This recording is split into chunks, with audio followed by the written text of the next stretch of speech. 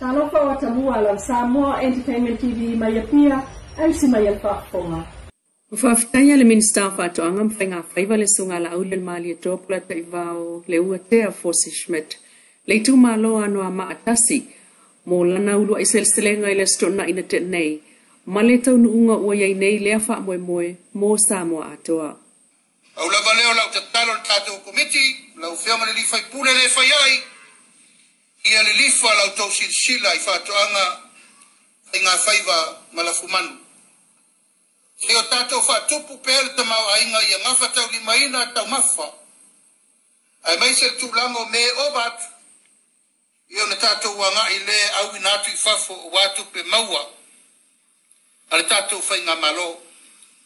O tato wa inga malekalesia. Kono matau pu mulimuli o fatu ina foi ele tato fa inga malo fifilia. E tasio i tu tino fau o tato malo. E ave ina tuai o tato o loa, boa tunu mamao. Ina iaua nei toa sioki le whatawina o tato pusitalo, tamu, ufi, fai. Ma mea e se uma, ele ngata ina ia lava tau mafu. Ai tu pe maua. O lo ano noi le paia o Samoa lo ta ape le lalo langi atoa. Ma o lo whaatali tali mai.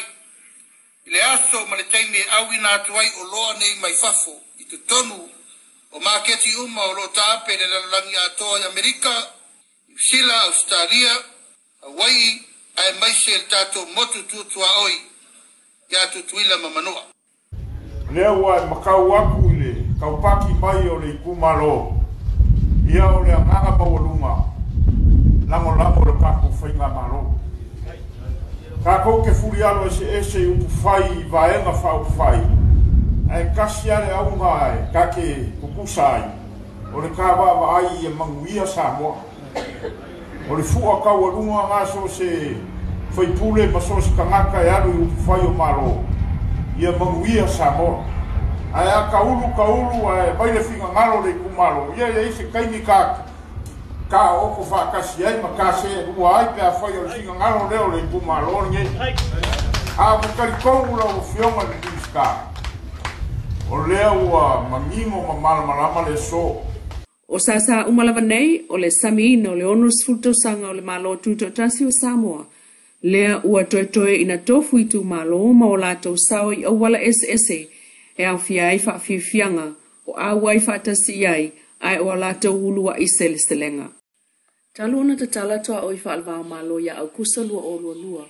E tusa ma le selau lua sulua feta ngata na malanga mauia al mlai valele fleolo ele fatu sale ofisa silol pulengo mlai valele le sunga Silimani Weta Junior Solomona. O li patia le pepa le malo le savali u faitau miliona ta la tu pesau i tonu mai tangata tafa mai talu ona loka toa oi ona le misela ma le faa mai tela COVID-19 talu na tala toa oi ufa pena foi ona tala mlai valele fitu wa sulvayaso ma valele taunu o tangata toi foi mai ma a inga siasi mai. Mai le tulanga sa iai sana o le lua valele o le isi e mo uta o le isi mo tangata toi taliu mai. Taimi nei wa lua sultasi malanga le vayaso. Tal mai Novemba o le lua o lo se fulu lua lava malanga le eni sila le vayaso mai au kilani le Boeing fitu valu fitu ma le Airbus tolu lua tasi. Fiji Airways e fitu o na malanga le vayaso. Malana malanga i tasi i Honolulu. Malana va le Boeing fitu tolu fitu max. Lua sultasi malanga le vayaso moltu so se lau lua sfrua fetangata malanga. Ai lua malanga ale Qantas le vayaso i Australia. O na malanga va lele tu so lusu 5% o ngā renga whaatino i fleolo. Lua pasena malanga private ma malanga tongi pau. Ai ole fitu sfutolu pasene o ngā renga mlai va lele. Ile aso ma le aso o malanga va lele le va o Samoa e lua. Olo o iai le Samoa Airways ma le Talofa Airways. Ai olo fa awau pea filter na inga ma le Virgin Air. Mo le toe fo i mai, peita ai o masi na mati, olo o tau iai e toe fa awawai, le la fa pa anga ma Samoa. Tato tala toe tuli lua e le isi ua molia pe o masalomia foi, ile maliu fa fo se iai o le tumaita i pule o TV tolu. Ona nafi lea na fa to ama wai le tino le tumaita ile fionga o te Europe sa mino mea ilo na mauta i ululoloa. Ina ua umane le tai au ele imaua mai se tala pe iloa atu ilunga so ta inga tele vave masa ilia iloa. Ole a uli ole sa foraili na ngata ile alu ilunga ola na Facebook. Peita ina sa unol ta maita isui komsino mtanga rengo leo leo mafalpuipui. Le sunga papali i Mona Lisa Keti i le tatou toe stuli loa ina o suenga. E o ane ile awa uli nafi. Ola o faya pea sa ili linga leo leo. O le lipoti a leo leo e o faatasi ma le lipoti a le foma i maili falma i tele matotua. Ma abatuai ile fa masino o maliu mo sana fa ai unga. Pe fa awa watuai o na faya suenga mo se tautonga fa ale tula fono. E ilo aile mafua anga o le maliu. E o mai nei ele iai lava se foma i mo maliu lilo a Samoa. O au mai lava foma i mai New Zealand ma fiti e fa atinoa le nanga alwenga. O le tamaita ipule o le TV tolu o tuso le fitu tau sanga talo na ngalue ai. Mo le leitio pole ni siama le TV tolu. Na soifuane i Amerika a onga mangalue ai sa ia o. Ina toe fo i mai i Samoa. Mangalue ai kampani o ta ua ilunga talu mai au kuso lua fesfu 5. O le taimi nei, o lo ta oto ailon tino maliu le mota ngā sinangase o le tupua tamseseme o le matotua. E tali ai so suenga leo leo o lo ofa ngā solo. Ai moli atuai ma wha maisenga, i wo ma ainga loto wha avau. E tali tonu ta ita i o tangata Pasifika, o le tofinga o le sui pale mia tama ita i mua o New Zealand, o se suinga le leilea on o le sootanga o lea tama ita i tangata Pasifika, o le ave ai o Chris Hopkins ma pale mia, e suial tama ita i pale mia Jacinda Ardern.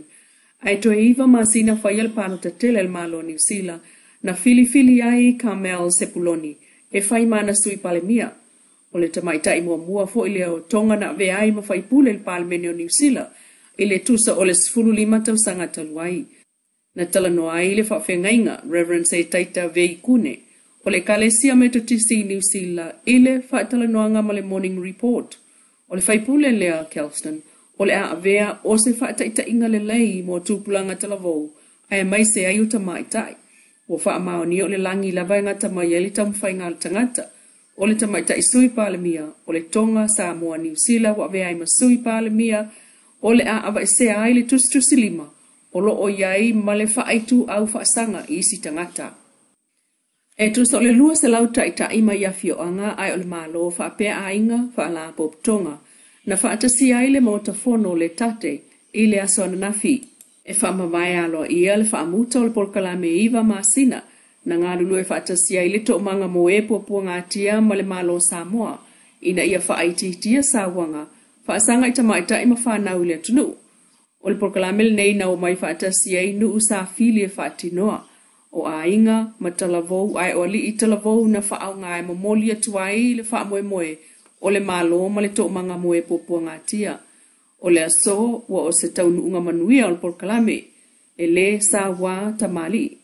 O le fionga minister si o manga matulisi toa sulu Cedric Schuster, na sa unua whaapitoa, e tapuni alo ia le neifo i whaamoe. O le tupe 5 se la wafetala, lea na ngā lue whaatasia i le malo, ma le to manga, i le whaaititia, o le sa wā ina o tina matamaita i le tunu. Lo Samoa Entertainment TV ma se pa o konga. Ile aso ataya le alo fo le tua ai fa so fuia.